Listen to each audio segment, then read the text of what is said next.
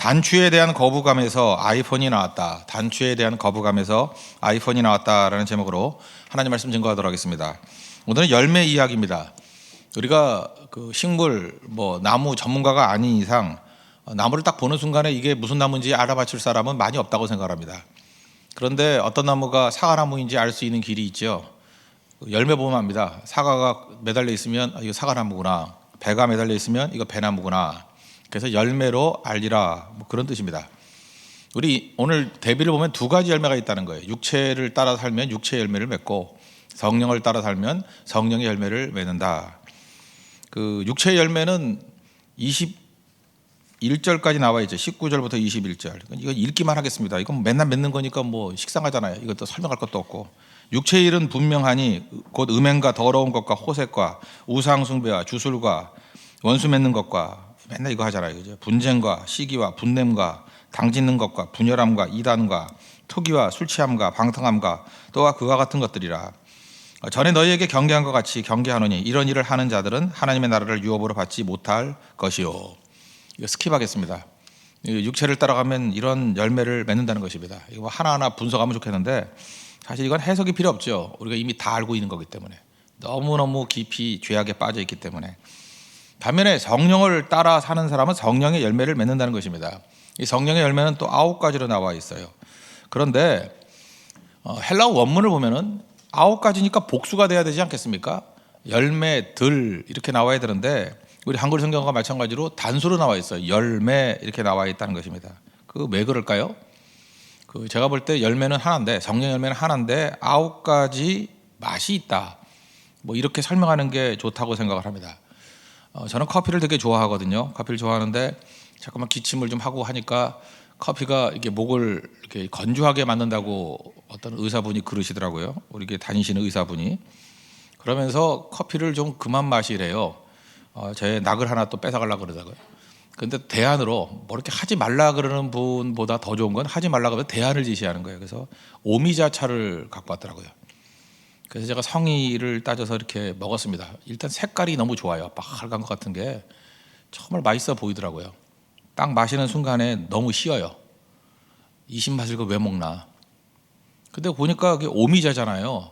그래서 제가 한 2주 마셨습니다. 5가지 맛을 찾아내려고. 그래서 제가 열심히 실험을 해봤어요. 그랬더니 분명히 신맛이 있었고 또 조금 보니까 단맛도 있더라고. 단맛. 내가 손가락을 빠뜨렸는지 그래서 하여튼 단맛도 좀 나오고, 잘 보니까 또 쓴맛도 있어요. 또 잘 보니까 짠맛도 있고, 또 보니까 매운맛도 있고. 제가 찾아낸 거 아니에요. 책에 보니까 이렇게 5개가 있더라고. 근데 그걸 읽고 난 다음에 이 맛을 찾으려고 노력해서 이렇게 하니까 좀 느낌이 오는 것 같기도 해요. 그래서 오미자라 그러잖아요. 오미자. 그 다음에 다시 이제 커피로 돌아왔습니다. 역시 주도 하나예요. 성령도 하나예요. 음료수도 하나이기 때문에. 근데 오미자 경험이 저한테 참 좋았다고 생각을 합니다. 이게 한 가지 열매인데 5가지 맛이 나온다는 거예요. 저는 성령이 이런 식이라고 생각합니다. 성령의 열매가 하나인데 9가지 맛이 나온다는 거예요. 사랑과 희락과 화평과 오래 참음과 자비와 양선과 충성과 온유와 절제. 이건 9가지가 있다는 게 아니라 하나의 9가지 맛이 이렇게 쭉 나온다, 이렇게 설명할 수 있다는 것입니다. 오늘은 이 9가지를 분석하는 게 아니고 성령의 열매를 맺는 사람의 특징이 무엇인가 좀 크게 한번 접근을 해봤으면 좋겠습니다. 2가지 특징이 있는데, 첫 번째, 성령의 열매를 맺는 사람의 특징은 이렇게 같이 지내다 보면요, 하나님의 임재를 느낍니다. 그 사람 가운데 성령이 함께하는구나, 하나님이 함께하는구나 라고 하는 임재를 느껴요. 이게 성경의 도처에 나오죠. 야곱의 아들들이 동생 겁탈했다고 세겜 족속 다 죽여버리지 않습니까? 그래서 야곱이 죽을 위기에 처했잖아요. 창세기 35절에 보니까 우리가 베델로 올라가자, 하나님 살려주십시오 그랬더니 하나님의 임재가 있었죠. 하나님의 임재가 있고 난 다음에 나타나는 현상이 무엇입니까? 창세기 35장 5절 보니까 그 주변에 있는 사명 고울이 크게 두려워했대요. 하나님의 임재로 말미암아 크게 두려워했대요. 그래서 야곱을 건드는 자가 없었답니다. 이게 하나님의 임재가 있는 사람의 특징이라는 거예요. 주변 사람들이 만만히 못 봐요. 분명히 하나님이 함께하는구나 라고 하면서 크게 두려워하더라. 이게 하나님의 임재입니다. 요셉을 보십시오. 요셉은 애굽의 노예로 팔려갔어요. 신부는 노예예요. 주인도 있잖아요. 근데 주인이 볼 때에 어떻게 보느냐. 저 노예인데 특이한 노예예요. 이유가 뭐냐. 하나님이 함께 한다는 걸 느껴졌어요. 믿지 않는 사람이. 그래서 창세기 39장 3절 보니까 그의 주인이 보디발이죠. 여호와께서 그와 함께 하심을 보며 또 여호와께서 그의 범사에 형통하게 하심을 보았더라. 봤답니다. 뭘 봤어요? 하나님이 함께함을 보고 하나님이 형통케 하심을 봤대요. 하나님의 임재예요. 성령을 따라가는 사람들의 특징이 뭐냐면 이런 하나님의 임재가 힘있게 보인다는 것입니다.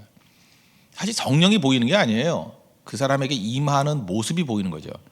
니고데모와 대화하는 얘기 나오죠. 거듭남, 본어게인에 관한 메시지. 요한복음 3장에 보니까 예수님께서 이렇게 설명하십니다. 8절에 바람이 임의로 불매, 성령을 바람으로 묘사했어요. 내가 그 소리는 들어도 어디서 와서 어디로 가는지 알지 못하나니 성령으로 난 사람도 다 그러하니라. 그 성령을 바람으로 묘사하는데 바람이 보입니까? 안 보이죠. 근데 바람은 느낄 수 있죠. 그리고 흔적이 있어요. 지나간 흔적이 있다고요. 바람 불면 내가 느끼잖아요. 바람이 부네, 센 바람이 부네. 딴 사람은 몰라요. 그러니까 화면으로 찍어서 몰라요. 근데 바람을 부딪히는 사람은 알아요. 이게 뭐가 공기가 지나가고 있구나, 바람이구나, 그걸 안다는 것입니다. 그리고 제3자가 그 자리에 없을 때 알게 하기 위해서는 뭐가 필요해요? 주변에 있는 소품이 필요해요. 그래서 영화 같은 데 보면 바람이 많이 분다 그럴 때 꼭 빨래가 막 날아다니죠. 왜 빨래인지 모르겠어요. 항상 빨래가 막 움직이잖아요. 제가 너무 무협지를 많이 봤어요. 빨래가 막 움직이잖아요. 뭐 기저귀 같은 거 이렇게 해놓으면은 몰라요 그거? 그 속에 막 왔다 갔다 하면서 막 숨고 그러잖아요. 죄송합니다. 왜 저 그렇게 경험이 공유가 안 되죠 이렇게? 예. 그 빨래를 보면 바람이 막 분다는 게 느껴져요. 빨래감. 그 바람의 바람. 이번에 대만 선교 갔다 왔을 때 그 마지막 날 좀 딜레이해서 늦게 왔죠. 태풍이 불어가지고 태풍이 불 때 거기 찍은 동영상을 보니까 오토바이가 나르더라고. 저는 그 바람을 경험하지 못했습니다. 하루 일찍 왔기 때문에 잘 몰랐는데 오토바이가 날아가는 걸 보면서 그 소리와 순간적으로 회오리 바람이 부니까 오토바이가 휙 날아서 떨어지는구나. 저런 거구나 바람이 라고 하면서 오토바이를 통해서 바람을 느끼는 거죠. 바람이 참 셌구나. 마찬가지로 성령의 사람이 이렇게 지나가다 보면요, 본인도 이렇게 느낄 수 있지만 주변의 변화, 저런 사람이 변화되네, 저 사람의 인격이 저렇게 변화가 됐네, 저 교회가 저렇게 변화가 됐네, 뭐 저 사회가 저렇게 변화가 됐네 하는 그 변화에 바람 지나간 자리가 변화되듯이 보인다라는 거예요. 그게 성령의 열매를 맺는 사람의 특징이라는 것입니다. 그러니까 여러분, 성령의 열매를 맺는 사람은 주변 사람들이 압니다. 그래서 아무도 모른다 그러지 않아요. 보인다 그랬어요. 바람이 보이듯이. 19세기의 부흥사 D.L. 무디가 있죠. D.L. 무디가 하루는 부흥회 다니다가 이발소에 갔답니다. 우리나라 이발소가 다 달라진 것 같아요. 이발소 갈래도 어디 갈 데가 없어요. 이발소를 갔더니 원래 그 남자들이 모여 있거나 여자들이 모여 있으면은 뭐 좋은 소리 안 나오죠. 뭐 시시껄렁한 소리 하는 데가 이발소였답니다. 근데 무디가 딱 들어가는 순간에 그 떠들던 사람들이 갑자기 조용해졌대요. 무디가 누군지 몰랐답니다. 말도 한마디 안 했고, 그 당시에는 뭐 텔레비전도 없으니까 뭐 웬만한 사람 얼굴 잘 모르잖아요. 그냥 D.L. 무디 목사님이 들어갔더니 조용해졌대요. 무슨 얘기예요? 영적으로 압도하는 힘. 참 중요한 일화예요. 아무 말 없어도 느끼는 거예요. 영적인 능력이. 스코틀랜드에 큰 부흥을 일으켰던 그 로버트 맥체인이라고 계시죠? 로버트 맥체인, 로버트 머레이 맥체인, 뭐 맥체인 성경 읽기 뭐 해가지고 맨날 황우로 목사님 맨날 들고 다니는 거 있잖아요, 그죠? 그분은 뭐 맨날 이렇게 꼼꼼하게 뭘 많이 해. 끝까지 하는 건 없지만 하여튼 맨날 이렇게 많이 해. 그 맥체인 성경 읽기 있다고요. 맥체인식으로 읽는 거. 그분이에요, 그분. 로버트 머레이 맥체인, 뭐 머레인가 하여튼 둘 중에 하나인데 머레이 맥체인. 이 맥체인 이분이 굉장히 영성이 뛰어난 분이었어요. 근데 이번에 일대기 중에 하나가 뭐냐면 예배 시간에 뒤에서부터 이렇게 강대상으로 쭉 걸어오는데 성도들이 갑자기 눈물을 흘리기 시작한다는 거예요. 그죠? 그 영적인 압도죠. 그분이 서 있으면 이렇게 은혜가 넘치는가 봐요. 그죠? 완벽한 하나님의 임재죠. 얼마나 은혜가 되게 좋겠어요. 저도 이런 영감이 좀 있었으면 좋겠어요. 설교 준비 별로 안 해도 이제 걸어만 왔다 갔다 해도 막 눈물 흘리고 변화가 되고. 저는 그 처음 경험했을 때 이게 뭔지를 좀 알겠어요. 제가 처음으로 전도사가 돼가지고 맡았던 사람이 초등부였거든요. 초등학교 4학년, 5학년, 6학년. 정말 떠들더라고요. 정말 떠드는 거예요. 너무너무 떠들어서 뭐 설교는커녕 뭐 아무것도 못 하겠어요. 조용히 해, 엎드려 뻗쳐, 이거 하는 뭐 훈육 선생님인지 전도사인지도 모르겠더라고요. 하다 안 돼가지고 제가 한 5월 달쯤 됐나 기도원에 올라가서 방학 때, 학생 때니까 올라가서 한 2주 동안 기도를 하고 내려왔습니다. 정말 기도를 많이 했어요. 그건 뭐냐면 실패자의 기도죠. 나는 도저히 뭐 감당이 안 됩니다. 그리고 내려와 가지고 예배 인도를 하는데 2주쯤 지나고 난 다음에 제가 하나님 그럴 때 성가대 속에서 초등학생들이 울더라고. 그리고 그 지휘를 할 때 지휘자가 울고 그 어린이들이 울면서 찬양을 했어요. 그리고 그날 진짜 다 뒤집힌 것 같아요. 떠드는 사람 아무도 없고. 그래서 제가 그때 느낀 게 그거예요. 야, 이런 게 영적인 능력이구나. 이게 영권이구나. 제가 하나님께서 신학교 초창기에 보여주셨던 것 중에 하나예요. 그런 게 있다고요. 그러니까 성령의 사람에게 임하는 이런 능력이 있어요. 그래서 여러분들 권위 가지고 일하는 게 뭐냐면 어깨에 힘주라는 얘기가 아니라 영적인 권위예요. 영적인 힘, spiritual power. 그죠? 그거 갖고 일할 때 하나님의 임재가 느껴진다니까요. 이런 강력한 힘으로 일할 수 있는 하나님의 거룩한 백성 되기를 축원합니다. 또 한 가지는 그 성령의 열매를 가지고 있는 사람의 특징은 뭐냐면 이건 일이 아니라 인격이라는 거예요. 인격. 성령의 9가지 열매를 보십시오. 거기에 무슨 일이 뭐가 있어요? 그죠? 여기 사랑과 희락과 화평과 오래 참음 쭉 9가지 나오잖아요. 여기에서 아니 일하고 연관된 게 뭐예요? 사랑이 일하고 연관이 돼 있나요? 사랑은 인격 아니에요? 인격? 희락이 무슨 일하고 무슨 관계가 있어요? 이거 희락이 일하고 연관되면 개그맨은 연관이 돼 있겠지만 그거 아니면 무슨 관계가 있어요? 화평도 마찬가지죠. 이 화평이 일하고 무슨 관계가 있냐고요. 여기 9가지 열매는 전부 다 인격과 관계돼 있어요. 그래서 어떤 사람은 그렇게 얘기하더라고요. 이거 잘 이해 못하면 성령의 9가지 열매를 예수님을 넣어가지고 한번 읽어보라는 거예요. 그럼 정확히 맞아 떨어진다. 그 의미가 있죠. 예수님은 사랑이고, 그죠?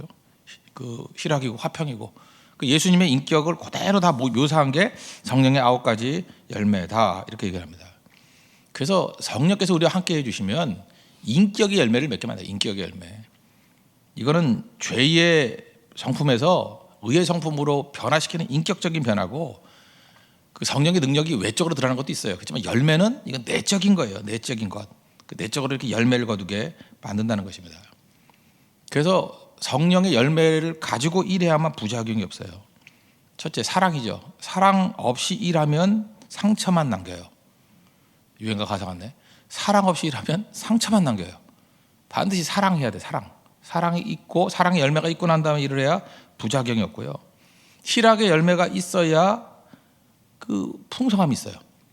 지치지 않는다고요. 어떤 믿는 분이 그런 얘기를 하는 걸 들어봤어요. 자기는 기뻐하는 사람만 뽑는데요. 일 되더래요. 우리 항공사 가운데 노스웨스턴 같은 데가 그러잖아요. 기뻐하는 사람만 뽑으면 되잖아요. 그랬더니 그 회사 저가 항공인데도 불구하고 잘 나가잖아요.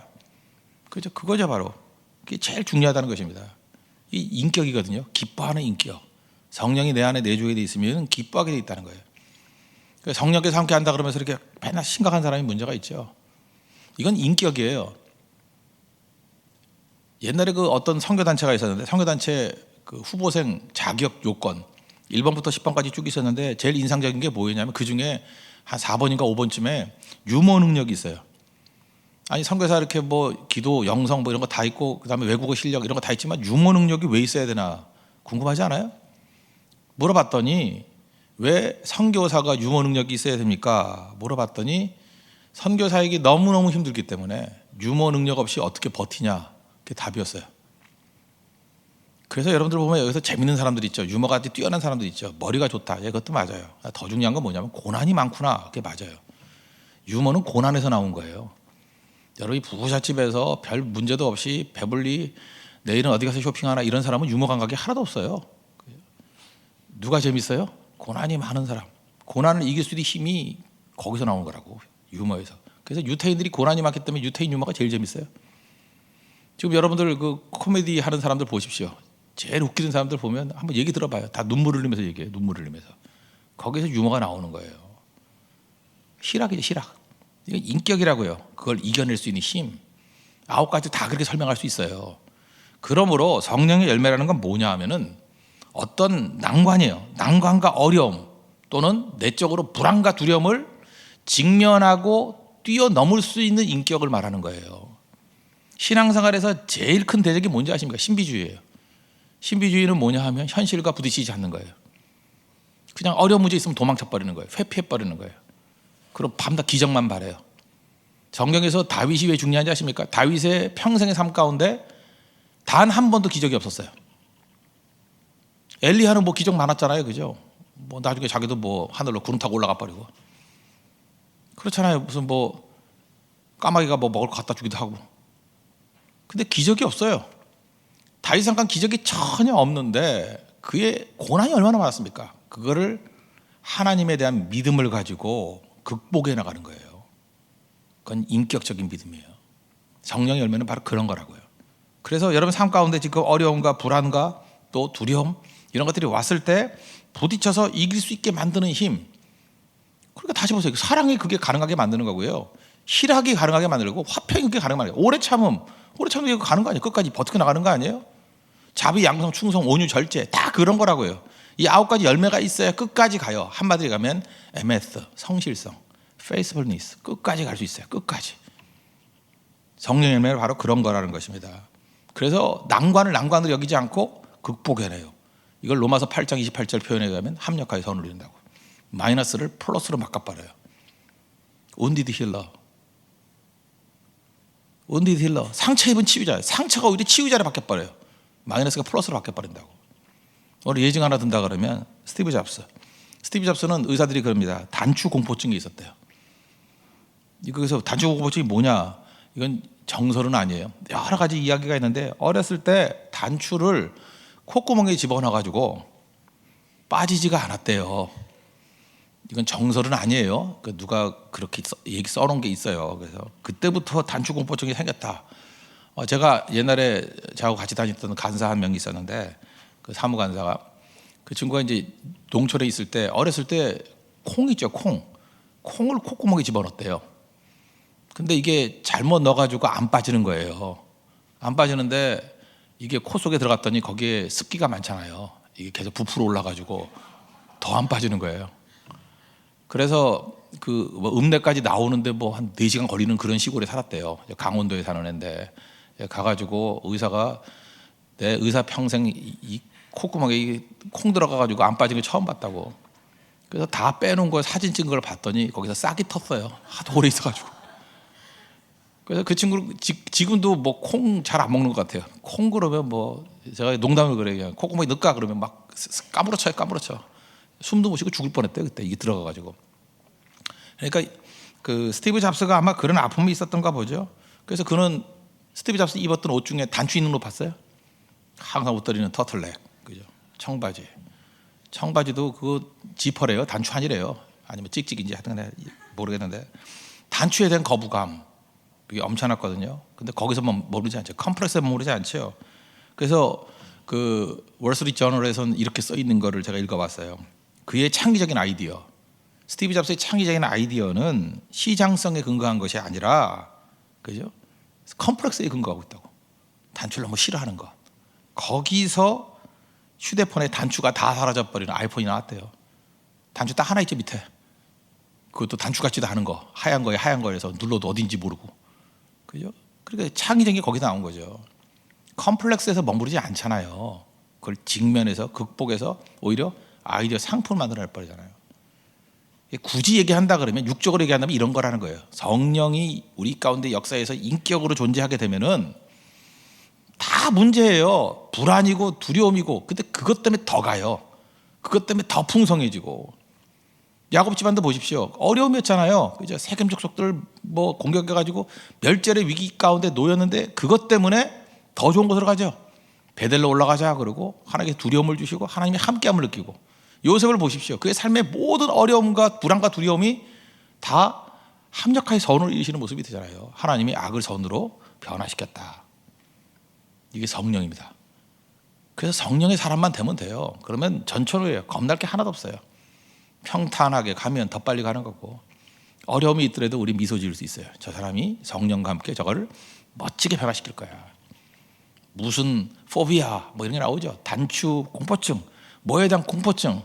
성령이 함께하면요 공포증이 아니에요. 거기서 아이디어가 나와 창의력이 나온다고. 승리를 주신다는 것입니다. 원래 여러분들 지금 내가 남들에게 밀려 있다, 상처가 있다, 아픔이 있다, 문제가 있다. 크면 클수록 좋아요. 성령의 열매가 맺히기 시작하면 인격이 변화가 되는데 그것을 다 플러스로 바꿔버려요. 그래서 큰 상처일수록 큰 승리를 주신다고. 그게 성령께서 함께 하시는 사람의 특징입니다. 여러분, 그런 승리를 맛볼 수 있는 하나님의 거룩한 백성 되기를 축원합니다. 모두 자리에서 일어나겠습니다. 오늘 성령에 관한 찬송합시다. 185장 찬송하고 우리 공동체 기도 먼저 드리도록 하겠습니다. 기도하겠습니다. 성령을 따라 살면 성령의 열매를 맺습니다. 성령의 열매는 노력과 애씀으로 오지 않습니다. 성령이 주시는 것입니다. 붙어있으면 열매 맺습니다. 성령과 동행하게 하소서. 성령의 열매 맺는 사람은 하나님의 임재가 느껴집니다. 바람과 같이 보이지 않지만 느낌과 흔적이 확실합니다. 성령의 바람을 일으키는 사람이 되게 하소서. 성령의 열매는 인격입니다. 사랑 없이 일하지 않게 하소서. 기뻐하면 일이 됩니다. 성령의 기쁨으로 일하게 하소서. 신앙이란 어려움과 난관을 두려워하지 않는 도전입니다. 인격의 힘으로 어떤 도전도 이겨내게 하소서. 예수님의 이름으로 기도합니다. 아멘. 185장 찬송하겠습니다.